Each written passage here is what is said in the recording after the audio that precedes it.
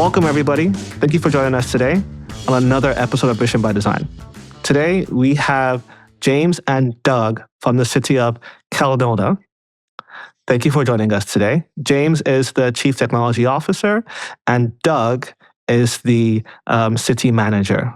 Doug and James, how do you feel today? Excellent. Thanks. Excited about having a good conversation with you about where we're heading as a city and the technology front. Yeah, same here. Yeah, looking forward to it. Perfect. I'll love to get, for the audience, to get more insights just about the city. What's special about the city? And any information you can share that just gives us an understanding of the people, culture, and that could help us understand or subsequently understand just all the great work you're doing from a technology perspective. Right on. Well, maybe I'll start us off. We often refer to Kelowna as Canada's playground. We're the largest city between Vancouver, BC, and Calgary, Alberta. About 175,000 people, servicing a region. We are the regional center of about 300,000. Beautiful geography. We sit on a 90-mile-long lake on the waterfront, one of the fastest growing cities in Canada. We have the 9th busiest airport, international airport, that's owned and run by the city, which is a kind of a unique attribute. And when I say the playground, it's everything from golf to wineries, skiing, mountain biking, lots of trail running and things of that nature. Really engaged, excited community full of entrepreneurs as well, with a growing tech sector. Thank you for sharing. And I think we have a great partnership together. And I know we've done a lot of transformative and innovative work, very mission driven, especially as it pertains to just creating better value and more transformative solutions for your constituents. Can we start there? Can you highlight or share just some of the innovative work you are doing to increase the value of services to your constituents? Yeah, thanks, Bale. James is, I think I'll get him to weigh in on the kind of key activities that we're doing and where we're applying technology to improve our services for citizens. But if it's okay, I'll maybe start with the vision. Kelowna is seen as being the right size and having the right attitude, I think, if I can put it that way, to be nimble and responsive to technological innovations or applications. So we have a vision that government should lead and not follow private industry. There shouldn't be a lower standard of service delivery because we're government. And in fact, quite the opposite. We want people to have as good or better a customer experience when they're dealing with us in government as they do any other application that they might use in their private realm.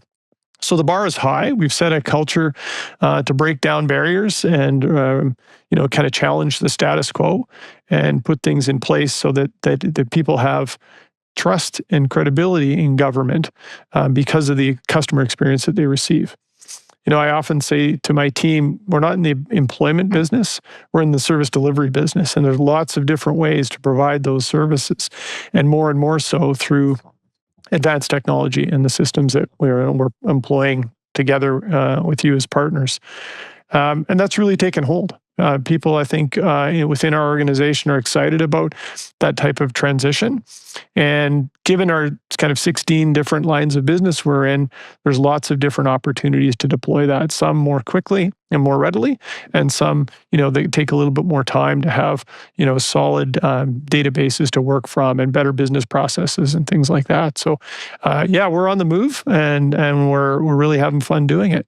But maybe, James, you want to talk about some examples of how we're deploying that vision into reality? Yeah, for sure, Doug. Yeah, so the way we look at technology, particularly AI, is around a couple of different flavors. One is where we kind of started in terms of our investigation in this technology was around the use of narrow AI or transactional AI to solve kind of volume engagement challenges or opportunities with the citizens. So the first place we put this in back in 2019 was at the airport.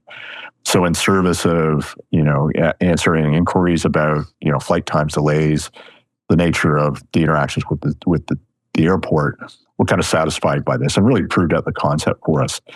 That was really accelerated through COVID, where we doubled down on a lot of this to really increase the ability of the citizens to engage the city in different ways, digital channels with AI-enabled chatbots, both voice and web. And that really took off. And we've got a number of chatbots that are in place that, basically we answer the question, when is a snowplow going to come and plow my street? Or what's the nature of the materials I can drop off at the landfill? Or, any number of these sort of inquiry-based transactional AI uses. So we have a 16 or so chatbots that satisfy those areas and sort of these interesting aspects of the interactions with the city. And then we have other use of AI that's more in line with how do we increase internal efficiency around critical activities that we undertake, like permitting. It's a key area for us to push technology in to enable us to do more automation in that area because of the obvious need around building housing and accommodating the scaling of the city in ways that we're applying technology to make that more efficient. So kind of the narrow engagement around transactional information with the citizens, and then internally, how do we create efficiency around key activities that we undertake? That's fascinating. I think it's so refreshing, Doug, to hear what you initially stated around, being leaders and pioneering the way. And James, the concrete examples you provided, many times we hear private sector leading AI transformation. So it's great to see a government entity which directly engages with just mission critical services that citizens have and identifying ways to transform them in terms of just an ease of use and a more productive and efficient way of using these services or engaging with these services. So with that innovative mindset and that forward thinking and being leaders in mind, where do you see the evolution of services today, especially as AI continues to proliferate? Are there areas that you believe or trends that you're observing would lead to the next generation or evolution of services and the way you engage with your constituents going forward? Yeah, unquestionably. And then maybe I'll just give you a couple of examples, and then we can talk a little bit about the bigger picture future that we see.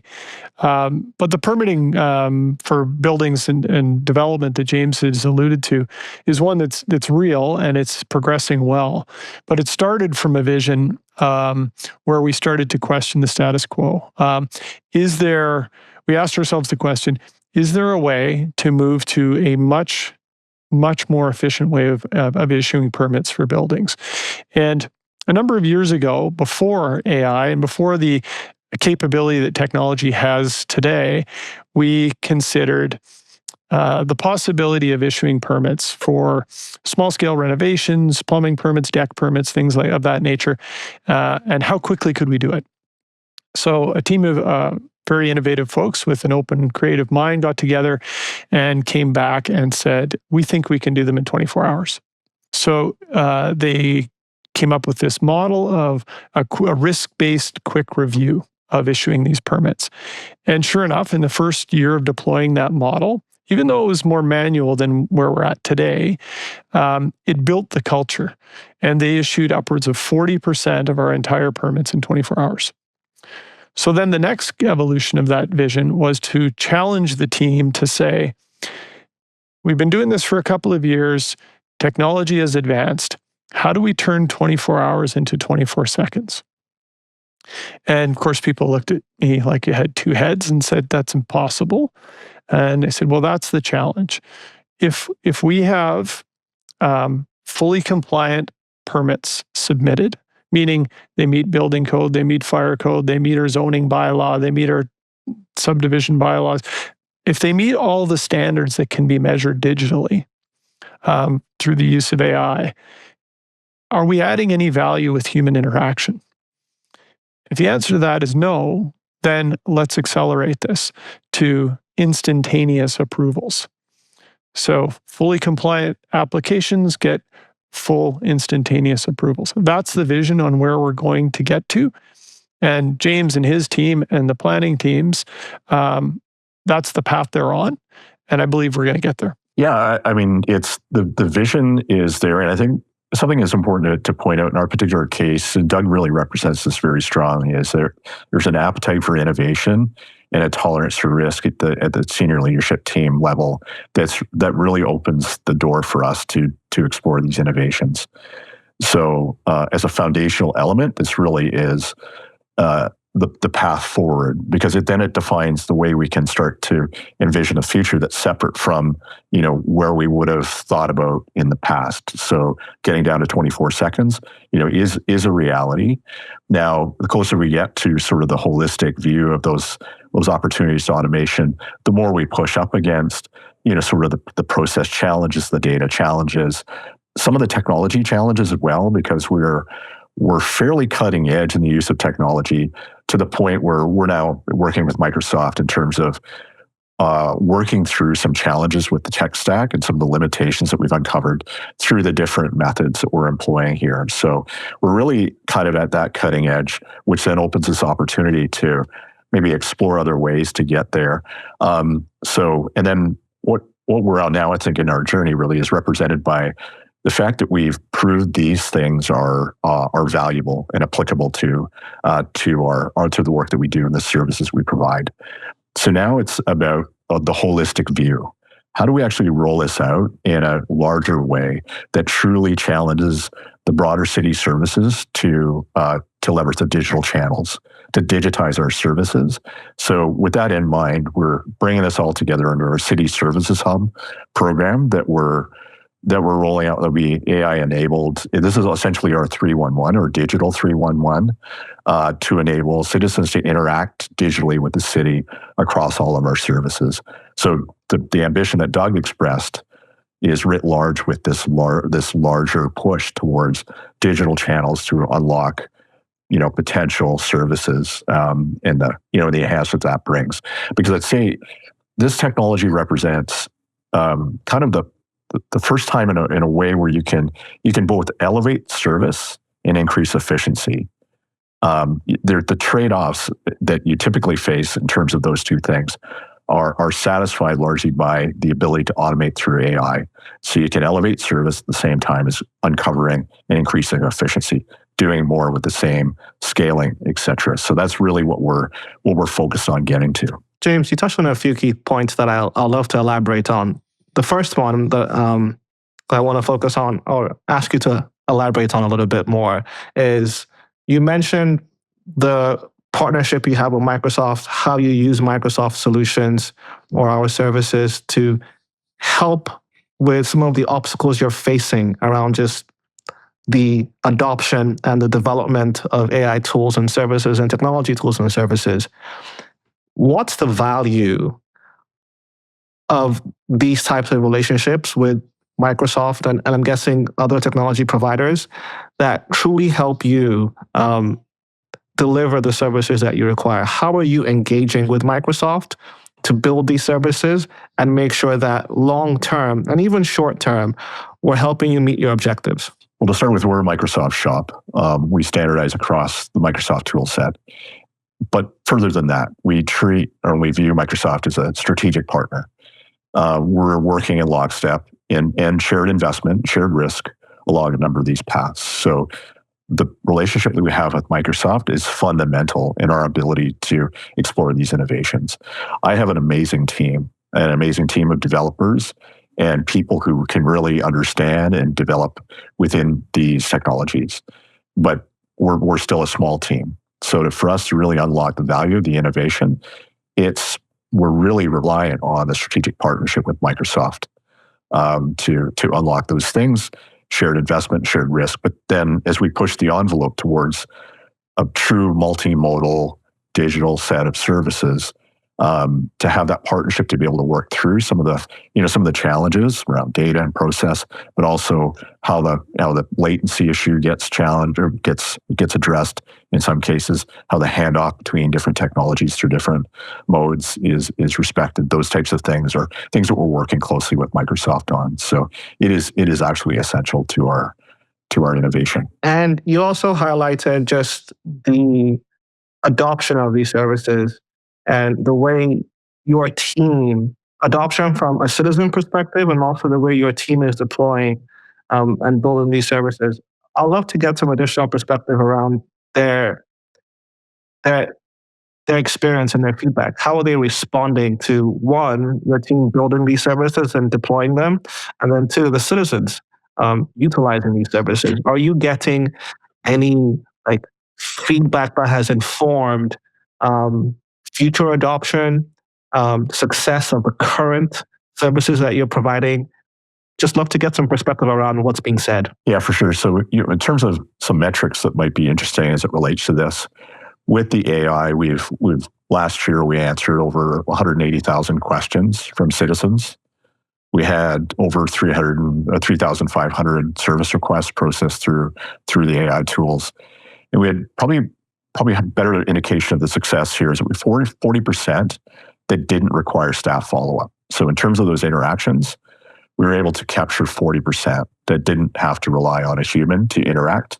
So we're seeing the broader sort of value achieved to the point where this is, we're now doubling down in a broader sense around our use of these tools. So now the citizen experience, that's something that we're paying attention to, and in fact is a clear corporate priority for us. And that corporate priority is strongly tied to the digital future that customer experience, would look like into the future. So that is a key sort of trajectory in terms of how we're looking at the citizen experience with the city. So and just on the citizen component, the customer experience is a newly stated priority from the city. So we are looking quite closely at the end-to-end experience and acknowledging that every single touch point that a citizen has an opportunity to gain trust or lose credibility. And more, of course, we want people to be able to access our services anytime they want, 24/7 for wherever they might be in the world. And the expectation that people can do that is very, very high because that's how they access any other services. So to my point earlier about raising the bar so that it meets or exceeds their private sector experience or their private entity experience really is that goal. And I think the citizens really appreciate that effort, that they realize that they work with a government who takes their interests and their experience seriously, and that we're trying to raise the bar for them on that front. Nobody's ever going to jump up and down and say, "I love my municipality," and as a corporate organization or as an organization. Yeah.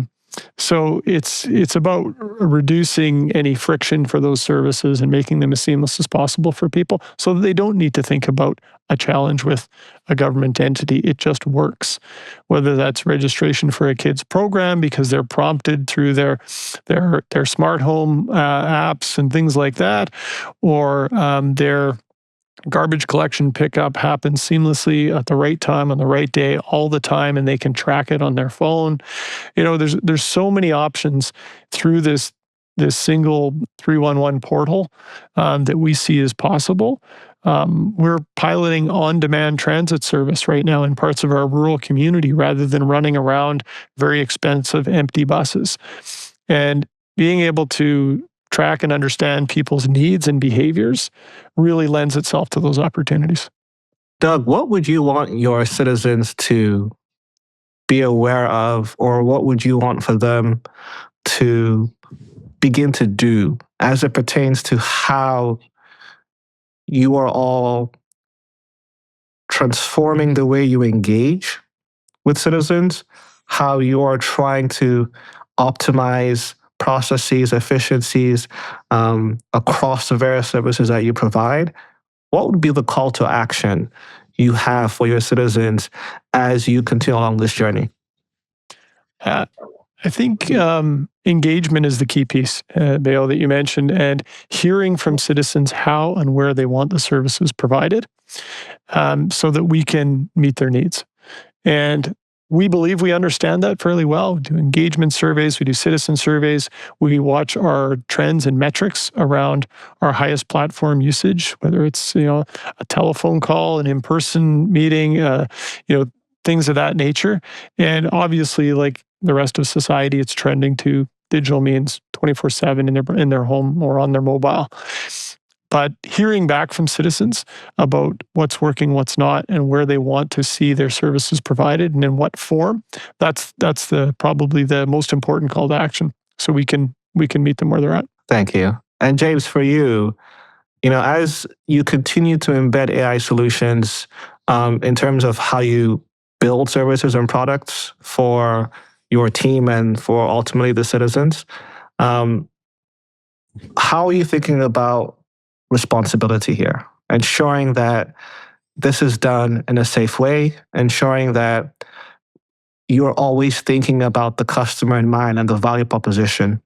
There's a lot of conversations around responsible AI, but to me, it's not just responsible AI, it's just responsible adoption of modern technology solutions. How is your team thinking about that as you continue to proliferate these services? Yeah, it's a great question because there's many dimensions, as you're pointing out, to responsible AI relative to our particular situation. So I'd say in terms of the standard responsible AI, concepts, we are working with other advisors to help guide our appropriate use of AI within sort of ethical and privacy confidentiality constraints. And that's part of the relationship with Microsoft as well, because Copilot allows us to provide the innovations. We've got 350 or so Copilot licenses that are out there with a citizen staff. That allows us within our environment to for them to innovate and test out the use of this tool, but also keep our data protected and to be responsible advocates and hosts and of the citizen data, essentially. Outside of that, we take a risk-based approach, right? So we have certain tools that we open up to other people that allow them to use the broader tool sets to, sort of uncover other features and functions within those areas. So, and that's really a risk-based perspective. So we're walking that line. We feel we want to innovate. We also want to keep the citizens' data protected and not open up any risks in that area, but also to innovate, also drive at interesting things. The other responsible element to this is the use of the citizen funds, the budget associated with these things. And really that informs our responsible application of AI and technology in service of creating efficiencies. So we're turning value to the citizens in ways that we can ensure that responsible use of technology falls in line with our own kind of budget constraints. So we're not opening up sort of the Wild West in terms of technology. Mm-hmm. We're very, very focused in terms of our application technology, and within the IT area, trying to be as efficient as possible around the development of that technology, application, that technology in service of the citizen's experience, but also the responsibility that we have around providing value for the budget we have. So that makes sense. Perfect sense. Yeah, I'm really glad to hear James say that. The fiscal responsibility piece, it is not just an open book. I often talk to my team and to the public that despite all the services we provide, the most important thing we do is manage other people's money responsibly. And that has to be a fundamental piece. So I think back to your earlier question about what do we want of citizens or what's the call to action is if we do all the right things, we want them to trust us so that we have the license to push further on the innovation front and to have an open mind that, some of these things that are changing may not be acceptable to everyone, but the movement or the intentions behind it are quite genuine. If we trying to take policy and move it out of the way so that we can have some of these innovations take place. I know there's an opportunity for autonomous vehicles and a lot of autonomous equipment through the use of these technologies. If you think of the types of equipment that we have out in the field, anything from lawn mowing, garbage collection, operational vehicles, busing systems, there's opportunity there that is very extensive when it comes to efficiencies. but we need to have that social license for people to allow policy change to take place for those things to really take hold. Well, James, Doug, thank you so much for such an enlightening conversation. And as I mentioned, it's so refreshing and inspiring, to be honest with you, to see change and innovation being at the forefront of how you ensure, and positive change, right? Not just change for change's sake, but change that is actually meaningful and impactful to your citizens, to ensure you are providing the most value in terms of how they engage with the city, to ensure that you are also being fiscally responsible, deploying resources and funds in the most economical way to create that level of a return on the investment for the citizens, so that we can all feel, as a citizen myself, I want to feel good about how my city is operating and how they're using my taxes to help improve the lives of myself and other people. So I think this is a great example of that. We value the partnership,